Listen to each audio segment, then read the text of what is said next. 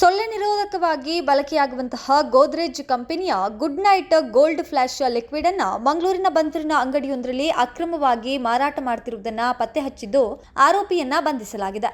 ಗೋದ್ರೇಜ್ ಕಂಪನಿಯ ಪ್ರತಿನಿಧಿಗಳು ಗ್ರಾಹಕರ ಸೋಗಿನಲ್ಲಿ ಬಂದಿರಿದ್ದು ಬಿಬಿ ಅಲಾಬಿ ರಸ್ತೆಯಲ್ಲಿರುವಂತಹ ಜೈ ವಿಹಾತ್ ಎಂಟರ್ಪ್ರೈಸಸ್ ಹೆಸರಿನ ಶಾಪ್ಗೆ ಹೋಗಿದ್ದಾರೆ.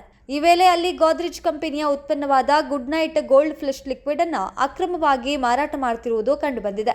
ಈ ಹಿನ್ನೆಲೆಯಲ್ಲಿ ಬೆಂಗಳೂರಿನ ಗೋದ್ರೇಜ್ ಕಂಪನಿಯ ಪ್ರತಿನಿಧಿ ಕಾರ್ತಿಕ್ ಎಂಬುವರು ಮಂಗಳೂರಿನ ಬಂದರು ಠಾಣೆಗೆ ದೂರನ್ನು ನೀಡಿದ್ದಾರೆ. ಪೊಲೀಸರು ACP Pratap Singh Thorat, circle inspector Ahmed Ali, ಬಂದರು ಠಾಣೆಯ ಎಸ್ಐ ಮಂಜುಳಾ ನೇತೃತ್ವದಲ್ಲಿ ಅಂಗಡಿಗೆ ದಾಳಿ ನಡೆಸಿದ್ದು ಅಕ್ರಮವಾಗಿ ಗೋದ್ರೇಜ್ ಉತ್ಪನ್ನವನ್ನ ಮಾರಾಟ ಮಾಡುತ್ತಿರುವುದನ್ನು ಪತ್ತೆ ಮಾಡಿದ್ದಾರೆ.